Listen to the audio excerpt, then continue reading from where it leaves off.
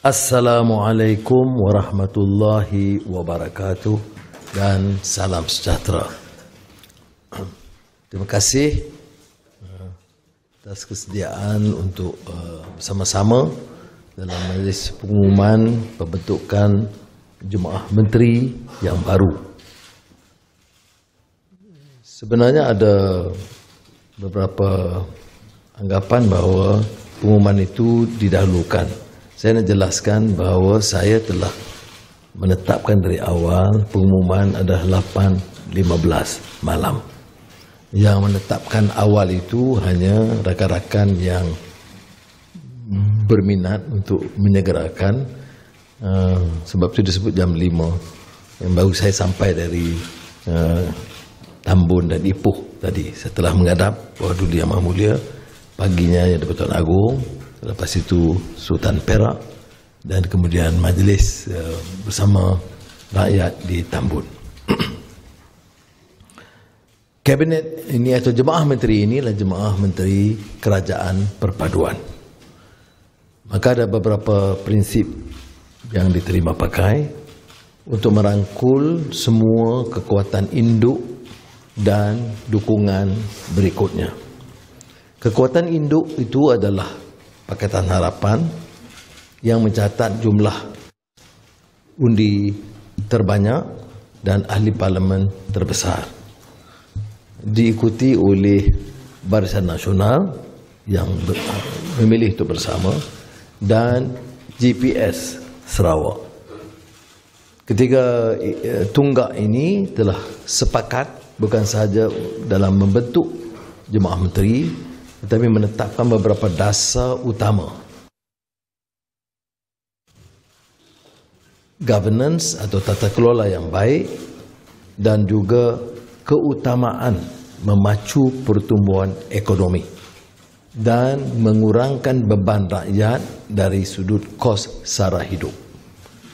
Kesepakatan ini memungkinkan kita kemudian melebarkan jaringan kepada GRS dan sekarang ini selain dari warisan APCO yang sedia ada. Ini bermakna kekuatan kerajaan perpaduan dalam parlimen sudah mencecah sekitar 2/3. Jadi dengan mandat ini ia telah memberi keyakinan kita untuk membentuk suatu barisan jemaah menteri yang lebih padu dan akan bekerja sebagai satu pasukan dan menumpukan perhatian dalam soal pemacuan pertumbuhan ekonomi yang segar dan menumpukan perhatian kepada permasalahan rakyat. Dengan ini saya akan mengumumkan Barisan Jemaah Menteri Kerajaan Perpaduan.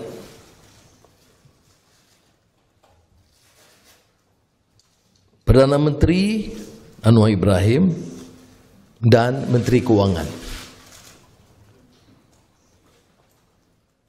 Timbalan Perdana Menteri dan Menteri Kemajuan Desa dan Wilayah Datuk Seri Ahmad Zahid Hamidi. Timbalan Perdana Menteri dan Menteri Perdagangan dan Komoditi Datuk Seri Haji Fadilah bin Yusof. Menteri Pengangkutan Loke Siu Fook atau Anthony Loke. Menteri Pertanian dan Keterjaminan Makanan Muhammad bin Sabu. Menteri Ekonomi Muhammad Rafizi bin Ramli. Menteri Pembangunan Kerajaan Tempatan Nga Ko Meng. Menteri Pertahanan Muhammad bin Haji Hassan. Menteri Kerja Raya Alexander Nanta Linggi. Menteri Dalam Negeri Saifuddin Nasution bin Ismail. Menteri Perdagangan Antarabangsa dan Industri Tengku Zafrul bin Tengku Abdul Aziz. Menteri Pendidikan Tinggi Datuk Seri Muhammad Khalid bin Nordin.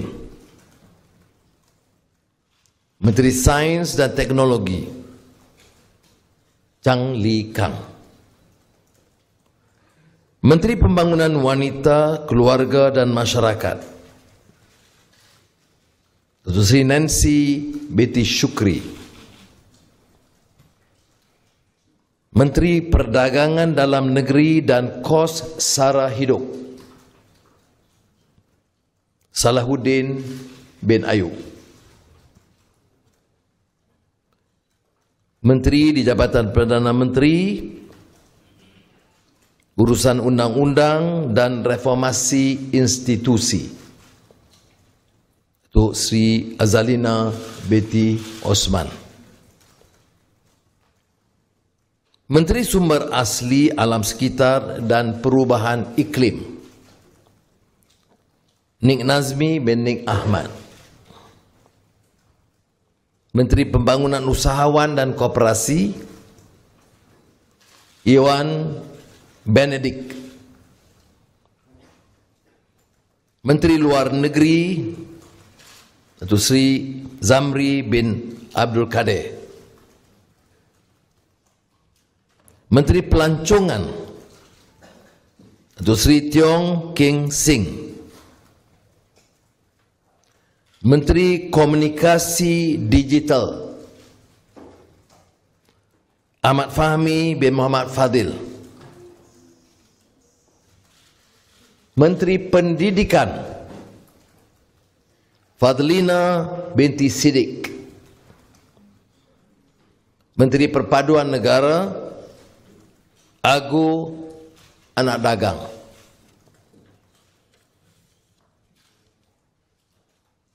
Menteri Agama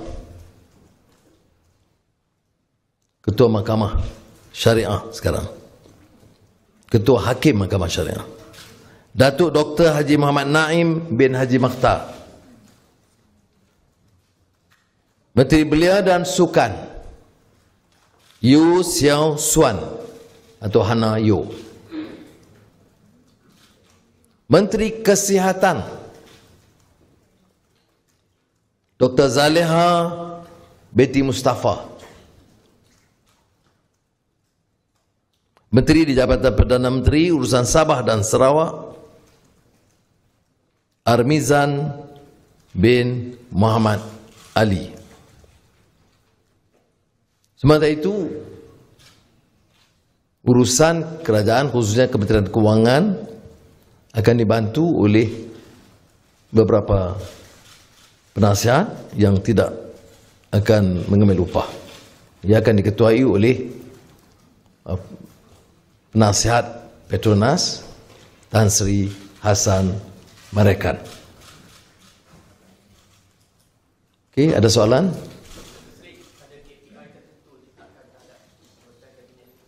Setelah mengangkat sumpah jam 3 petang esok, insya-Allah, dan diperkenan oleh Kebahdulian Yang Maha Mulia Yang di-Pertuan Agong, saya akan mengadakan pertemuan khas dengan menteri-menteri supaya beberapa peraturan dan hala tuju dan kaedah baru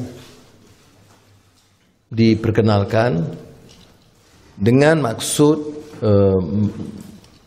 memusatkan usaha dalam kerja mereka, menjalankan kerja dan mengelakkan segala kecurigaan tentang kemungkinan pembaziran, rasuah dan penyalahgunaan kuasa. Saya telah menetapkan bahawa dalam Jemaah Menteri Kerajaan Perpaduan yang diutamakan adalah soal tata kelola dan good governance, dan isu yang boleh atau langkah-langkah yang harus diambil untuk meringankan beban rakyat, sementara fokus utama tetap pemacuan ekonomi. Baik. Terima kasih.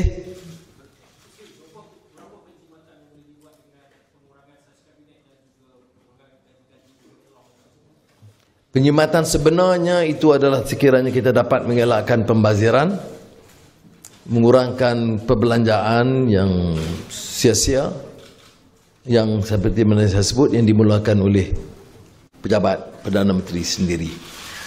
Tentunya penyematan tidak terlalu banyak dengan pengurangan jumlah menteri ini, tetapi ia satu permulaan memberikan signal yang jelas kepada rakyat bahawa jemaah menteri kerajaan perpaduan dengan kekuatan pejabat awam yang diketuai oleh Tan Sri Ketua Setiausaha Negara akan memastikan jaminan ini dilaksanakan.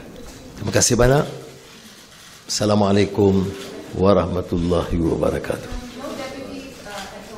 Timbalan menteri akan diumumkan kemudian.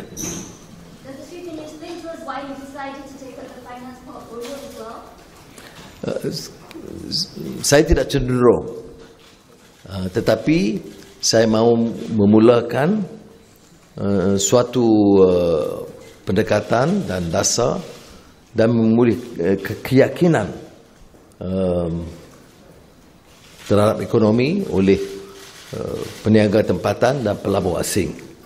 Dan saya fikir pada peringkat permulaan ini biar saya teruskan dan dibantu oleh pasukan yang mantap sama ada di kalangan KSP dan pejabat awam dan kekuatan penasihat yang tidak akan membebankan kewangan kerajaan. Baik. Baik, terima kasih banyak. Assalamualaikum warahmatullahi wabarakatuh.